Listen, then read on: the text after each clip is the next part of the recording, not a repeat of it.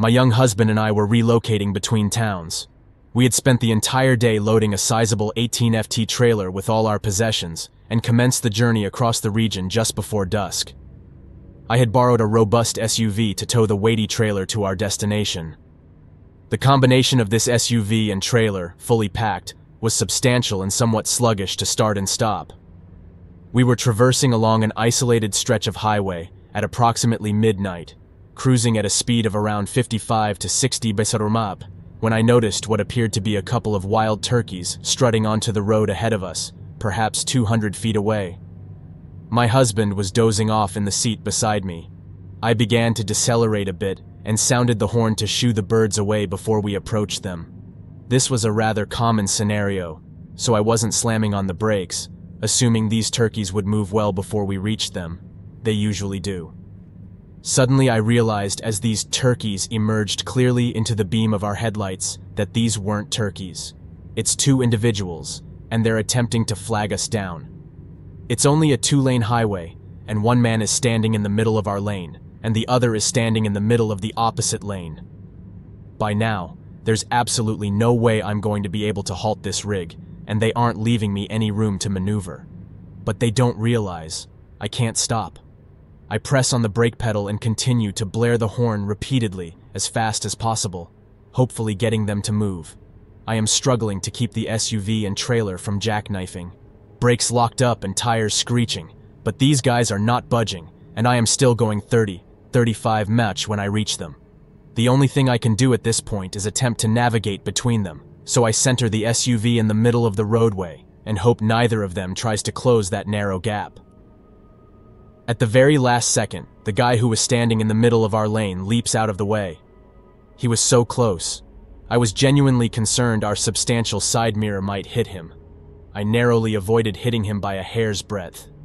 This all unfolded in a span of about 5 to 8 seconds. There was no vehicle anywhere on the road. We were far out in the boonies, and it was quite apparent based on their behavior that these two individuals were up to something potentially dubious. I didn't come to a halt. I had come perilously close to causing harm. My heart was literally in my throat, and it was pounding so hard I was having trouble breathing. I didn't even realize until later that when I had slammed on the brakes, my husband had slid off the seat and onto the floor. This was before seatbelts were obligatory. He groggily gets up off the floor and asks me what the heck happened. He had missed the entire ordeal. Certainly not inexplicable, but it scared the living daylights out of me. I've never come so close to causing harm to someone in my life, and I sincerely hope I never do again. Don't miss out on the bone-chilling thrills. Subscribe now and prepare to be haunted by the horrors that await.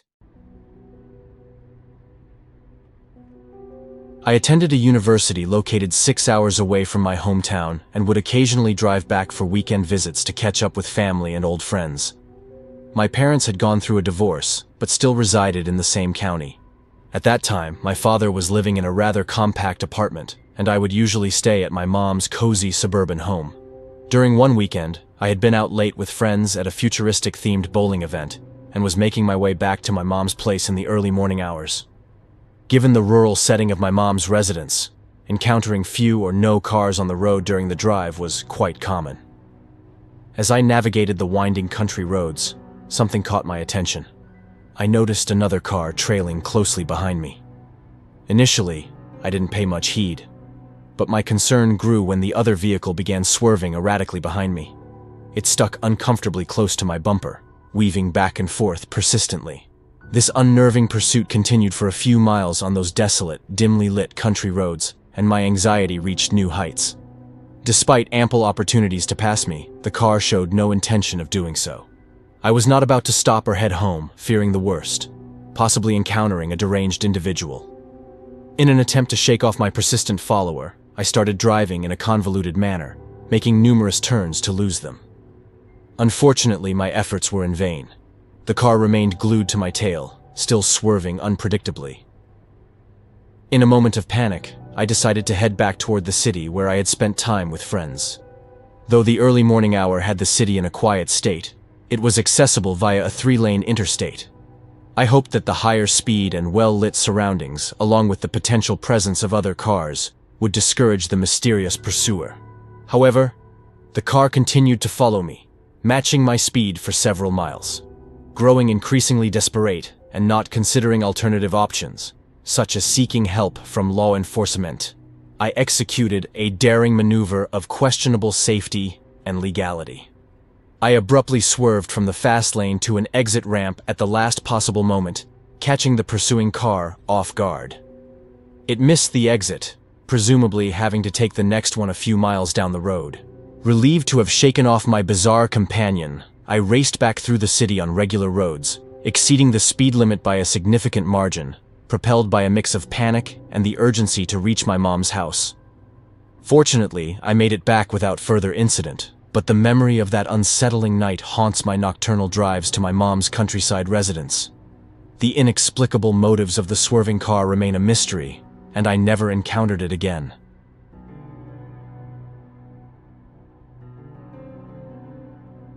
I used to pick up hitchhikers constantly. On New Year's Eve, I drove through the bustling city to my friend's house after we spent the day with my colleagues. She lived even further, in the heart of the suburbs. I'm talking an hour away from the nearest shopping mall. It's the only road out of this area, about 20 miles of nothing but urban landscapes, a couple of blocks deep on each side of this road. It's just a very metropolitan area we all lived in. I'm 22 years old, speeding along this long straight road at about 80 miles an hour, very reckless. But I was a young adult just trying to get home before 2 a.m. I suddenly fly past this guy in the dark just walking down the sidewalk miles away from everything. It was freezing out, and I wanted to end the year doing something good and not let someone freeze to death on our busy street. I throw on the brakes and pull over. I asked the guy if he needed a ride. He was carrying a guitar. I was thinking about the guitar at 1:30, and the dude was a street musician, but I can't back out now. I tell him to put it in the back of the car and hop in. He sets his guitar in the back and tells me he's parked up ahead a couple of blocks. The guy gets in and goes dead quiet. I mean, he doesn't speak a word. As I said, I picked up strangers a lot back then, but never had one of them just sit in silence. I asked him if he spent time with his friends for New Year's Eve, and he just humbly says no, and immediately goes back into silence. At that point, I just wanted this guy out of my car. I continued driving in silence for a couple of minutes until he tells me to pull over at the turnoff up ahead. I pull off to the side instead of pulling completely in. It's a dead-end street just to be safe. He just kinda sits there silently for a couple of long uncomfortable seconds and then gets out. It really felt like he was thinking hard about what to do next. He finally gets out, leaving the door open. I say something on the lines of "Don't forget your guitar." Then I reach across to shut the door as he turns around to grab it. He slowly grabs his guitar out of the back and then turns back and just stares at me through the window without moving. I just kinda sat there looking at him and decided to drive off. Not very eventful, but there had to be something up with this guy. He was giving off extremely weird vibes. At the point I dropped him off, there was just a small coffee shop open, with the door ajar that struck me as odd. I haven't picked up a hitchhiker since.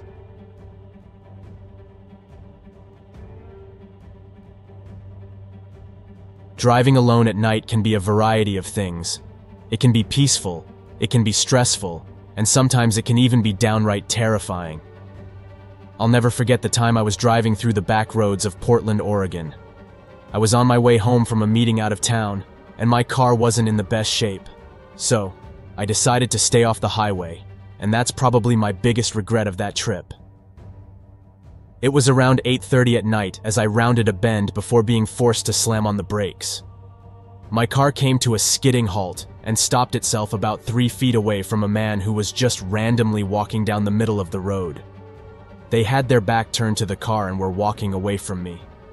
I got this painful feeling in my gut when they had no reaction to my car almost hitting them. I sat there with my foot on the brake, holding my breath, wondering if they were going to turn around, but they just kept shuffling forward. It was like watching a zombie walking from behind. It seemed like the person wasn't picking their feet up as they moved slowly down the road. I thought about honking to get them to move, but something in the back of my head was telling me to just get out of there as fast as I could. I ended up listening to that feeling and slowly pulled around the person and began to drive past them. I looked over to see if I could make out what they looked like as I slowly drove past, but I couldn't make out a face through their hood.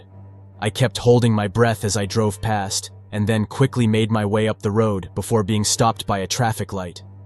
I waited at the lights for a minute or so, and I couldn't help but wonder what that person was doing in the middle of the road, and why I felt so scared when I was around them. Then I started thinking to myself what I would have wanted if I was walking down the road and needed help. I wouldn't want someone to be afraid of me. I would hope they would help. So, as the light turned green, against my better judgment, I decided to make a U-turn to drive back to them and make sure that they were okay. I tried to calm myself down as I felt the pits in my stomach come back.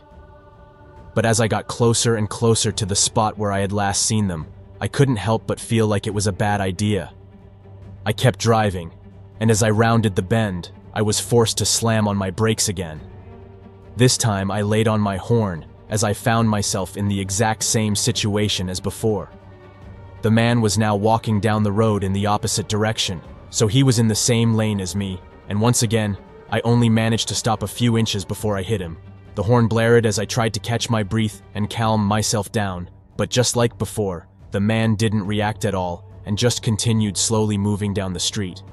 This time, I just sat and watched him for a minute, partially because I was curious, but mostly because I was too scared to pull forward and drive past him again. It took a little while, but once he was far enough away, I decided to pull a U-turn and just leave him to his business. I was about halfway through the turn when I realized I didn't swing it wide enough and needed to back up a bit and turn it into a three-point turn. When I stopped though, that same feeling in my gut that was telling me to drive away told me to look out my window.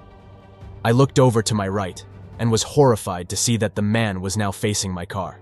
His hood had fallen down, and I could make out a near-blank expression on his face before he suddenly started to scream at the top of his lungs. I looked down at the dashboard to make sure that I had the car in drive, and then back up to the man who is now running right at my car. I screamed in terror as I pushed the pedal to the floor and pulled away from that area as fast as I could. This time, I didn't hit any stoplights and made it away from that man as fast as I could. I still can't quite explain what was going on that night, and all I know is that I'm very wary of driving at night now.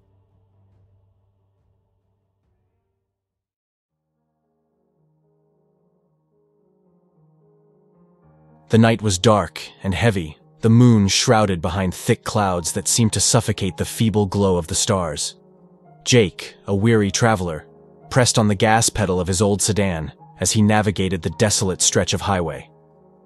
The only company he had was the rhythmic hum of the engine and the occasional flicker of the dashboard lights.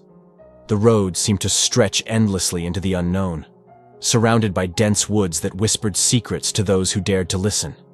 A chill permeated the air, and a sense of unease settled in Jake's bones.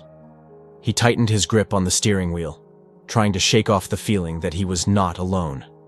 As he approached a dimly lit gas station, Jake felt a surge of relief. The flickering fluorescent lights cast eerie shadows on the cracked pavement. The gas station appeared abandoned, a relic from a forgotten time. Hesitant but low on fuel, Jake pulled in, the worn bell above the door jingling as he entered the small convenience store. The air inside was stale, and the shelves were stocked with dusty, outdated goods. A flickering neon sign outside cast an unsettling glow through the grimy windows. Jake browsed the aisles, his footsteps echoing in the silence. The only other sound was the distant howl of the wind, as if the woods themselves were alive and whispering malevolent secrets. Jake's eyes caught a glimpse of an old payphone near the entrance. It beckoned to him like a relic of the past, a time when communication was tangible and not shrouded in digital ambiguity. As he reached for the phone, a voice echoed from the shadows. "Running low on fuel, stranger?"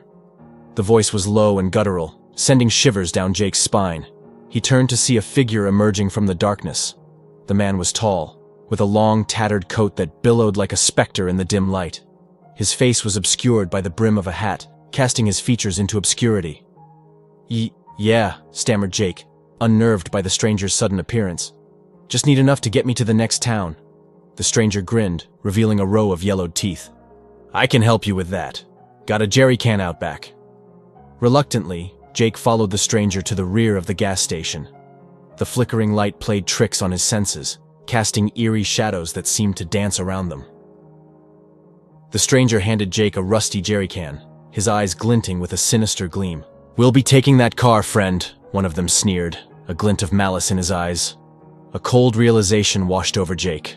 The stranger at the gas station, the warning about the woods, it was all a ruse. They were the true predators of this desolate highway, preying on unsuspecting travelers who sought refuge in the darkness. As they drove away in Jake's car, leaving him stranded in the ominous silence of the woods, he couldn't shake the feeling that the shadows themselves had conspired against him. The eerie whispers of the trees seemed to mock him, a haunting reminder that in the dead of night, the line between reality and nightmare blurred, and the true horrors lurked in the depths of the unknown.